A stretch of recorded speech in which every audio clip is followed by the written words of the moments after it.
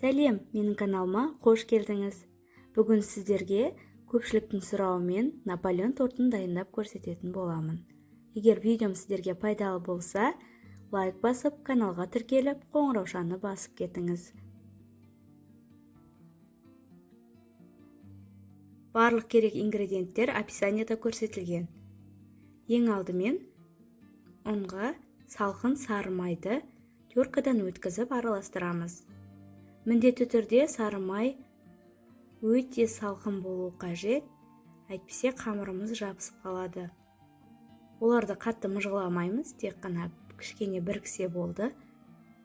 Дайын болғаннан кейін бөлек ыдыста мұздай судың үстіне 1 қасық уксус, шым-шым тұз және де 1 жұмыртқаны салып араластырамыз. Дайын болған сұйықтықты қамырдың үстіне құйып, қолымызбен емес, осындай лопатканың көмегімен илеп шығамыз.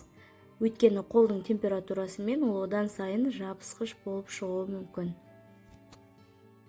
Қамырымыз дайын болғаннан кейін оны пищевой пленкаға салып, холодильникке 1,5-2 сағатқа қалдырамыз.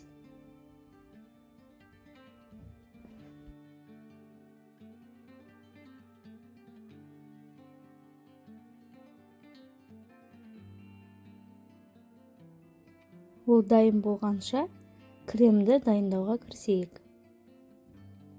Крем дайындау үшін сүтті қатты ысыту қажет, бірақ қайнатпаймыз. Бөлек ыдыста 2 жұмыртқамызды жарып, оның үстіне қант салып, барлығын ағарғанша араластырамыз.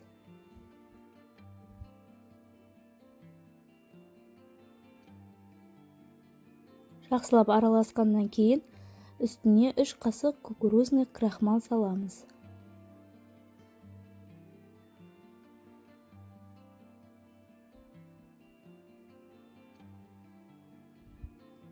Крахмалды қостық. Енді жаңағы газдағы сүтімізді алып, кішкене бір бөлігін құйып, араластырып жібереміз. Бұл жерде жұмыртқа пісіп кетпеуі қажет. Енді қалған сүтімізге осы сұйықтығымызды құйып, баяу отта қоюланғанша араластырып тұрамыз.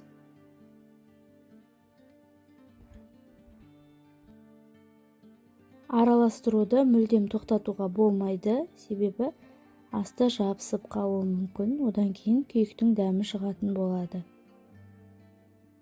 Осылай бірнеше минут араластырып тұрсаңыз, сіздің қоспаңыз қоюланып, әдемі кремге айналады. Болғаннан кейін оттан алып, үстіне сары майымызды салып, оны да араластырып жібереміз.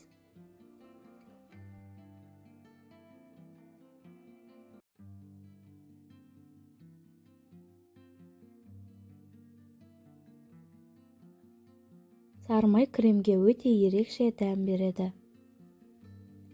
Креміміз суығанша енді қамырымызды пісіреміз. Холодильниктегі қамырды алып, оны 8 немесе 10 бөлікке бөліп аламыз. Егер қолыңызға жабысып жатса, кішкене ұн арқылы бөліп алсаңыздар болады. Біреуін алып қалып, қалғанын холодильникке салып қоямыз. Енді пергаментный бумагаға ұн кішкене себіңкіреп, оқтаумен жайып шығамыз. Дөңгелек қылып жаю маңызды емес, өзіңіз қалағандай етіп жайып, оны формамен кесіп алуға болады. Егер сізге 22 см керек болса, 23-24 см қылып кескеніңіз жөн, өйткені піскеннен кейін қамырымыз кішкене қысқарады, тартылады. Одан кейін осылай вилканың көмегімен бетін тесіп, беті қызарғанша осылай әр қайсысын пісіріп шығамыз.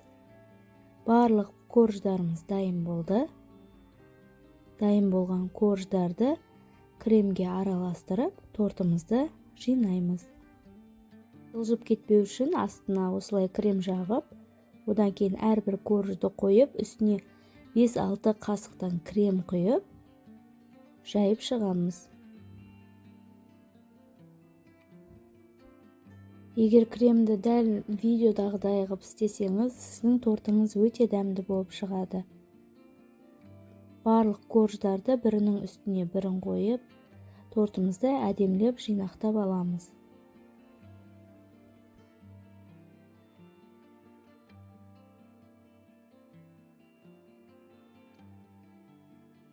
Наполеон торты басқа торттарға қарағанда мүлдем басқаша, өте ерекше болып шығады.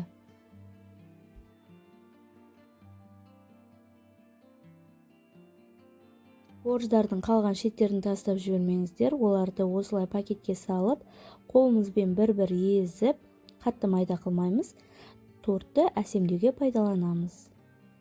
Қолымыздың көмегімен торттың бетіне, жан-жағына сеуіп шығамыз.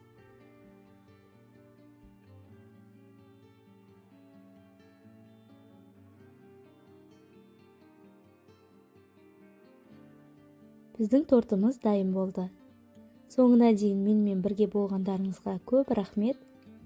Алдағы уақытта қандай рецепт күтесіздер, комментарияға жазып өтіңіздер. Сіздермен міндетті түрде жасап көретін боламыз.